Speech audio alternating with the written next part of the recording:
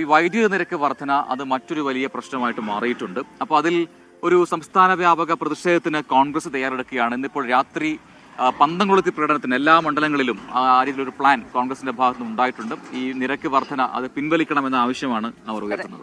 സലീം മാലിക്കാണ് വീണ്ടും വീണ്ടും വീണ്ടും ഓരോ വാർത്തകളുടെ വിശദാംശങ്ങളുമായി എത്തുന്നത്. Saleem, very very very good morning. പക്ഷേ ഈ വാർത്ത അത്ര നല്ലതാണോ എന്ന് അറിയില്ല. പക്ഷേ ഒരു പ്രതിഷേധമാണ്.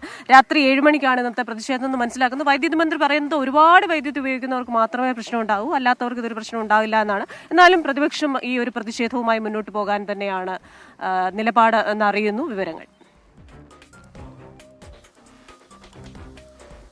Prajin, Christina, good morning again. ഈ വാർത്ത അത്ര നല്ലതല്ല എന്ന് തന്നെ നമുക്ക് പറയാൻ കഴിയും. കാരണം സർക്കാരിൻ്റെ ഭാഗത്ത് നിന്ന് വൈദ്യുതി മന്ത്രിയൊക്കെ വിശദീകരിക്കുന്നത് വളരെ ചെറിയൊരു വർധനവ് എന്ന് പറയുന്നു. ഒപ്പം തന്നെ അത് എല്ലാവർക്കും ബാധകമാകില്ല. 100 യൂണിറ്റിൽ താഴെ 50 യൂണിറ്റിൽ താഴെ വൈദ്യുതി ഉപയോഗിക്കുന്നവർക്ക് ബാധകമേ ആകില്ല എന്നൊക്കെയാണ് പറയുന്നത്. പക്ഷേ 50 യൂണിറ്റിൽ താഴെ മാത്രം വൈദ്യുതി ഉപയോഗിക്കുന്ന ആരൊക്കെ കേരളത്തിലുണ്ട് എന്നൊക്കെ ഒന്ന് ചിന്തിച്ചാൽ മതി അത് ആർക്കൊക്കെ ബാധകമാകുമെന്ന് മനസ്സിലാകാൻ. എന്തായാലും ആ വിഷയത്തിൽ കോൺഗ്രസ് ഒരു വലിയ പ്രക്ഷോഭത്തിലേക്ക് കടക്കുകയാണ്. ഇന്നലെ തന്നെ ഈ നിരക്ക് വർധന പുറത്തു തൊട്ടു പിന്നാലെ തന്നെ KPCC അധ്യക്ഷൻ K സുധാകരൻ കോൺഗ്രസ് സംസ്ഥാന വ്യാപക പ്രക്ഷോഭത്തിന് തയ്യാറെടുക്കുകയാണ് എന്നറിയിച്ചിരുന്നു. അതിന്റെ ആദ്യഘട്ടം എന്നോണം ഇന്നലെ രാത്രി തന്നെ വിവിധ മേഖലകളിൽ യൂത്ത് കോൺഗ്രസിന്റെ സമരം സംഘടിപ്പിച്ചിരുന്നു. ഇന്ന് കോൺഗ്രസ് അത് ഔദ്യോഗികമായി KPCC തന്നെ ആഹ്വാനം ചെയ്ത് സംസ്ഥാനത്തെ മുഴുവൻ മണ്ഡലം കമ്മിറ്റികളുടെയും നേതൃത്വത്തിൽ രാത്രി പന്തംകൊളുത്തി പ്രകടനം ആണ് ഇന്നത്തെ പ്രതിഷേധ പരിപാടി. രാത്രി 7 മണിക്ക് പന്തംകൊളുത്തി പ്രതിഷേധം നടത്തണമെന്ന് ഓരോ മണ്ഡലം കമ്മിറ്റികൾക്കും നിർദ്ദേശം നൽകിയിട്ടുണ്ട്. പ്രത്യേകിച്ചും കോൺഗ്രസ് ഇതിൽ ഉയർത്തുന്ന പ്രധാനപ്പെട്ട പ്രശ്നം ഒരു മുന്നറിയിപ്പുമില്ലാതെ ഒരു പരിശോധനകളുമില്ലാതെ ദീർഘകാലാടിസ്ഥാനത്തിൽ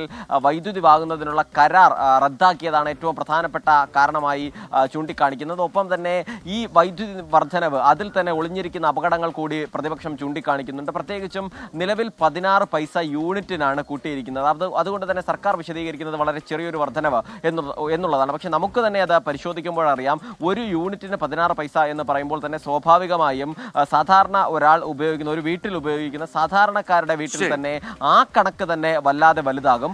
ഒപ്പം തന്നെ ഫിക്സഡ് ചാർജ് അതിനനുസരിച്ച് വർദ്ധിക്കും. ഒപ്പം അതിനോടൊപ്പം തന്നെ വീണ്ടും വർദ്ധിക്കുന്നതാണ് ഓരോ വർഷവും 12 പൈസ വീതം. ഇപ്പോൾ ഈ ഡിസംബറിൽ ഇന്നലെ മുതൽ നിലവിൽ വന്ന നിരക്കാണ് 16 പൈസ. അതിനുശേഷം ജനുവരി 1 മുതൽ വീണ്ടും 12 പൈസ കൂടി വർദ്ധിക്കും എന്നുള്ളതാണ് പറയുന്നത്. അങ്ങനെ 28 പൈസ ഒരു യൂണിറ്റിന്.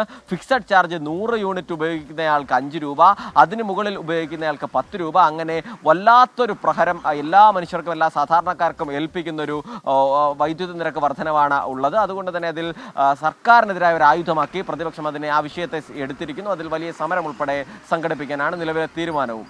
പ്രജിൻ, ക്രിസ്റ്റീന.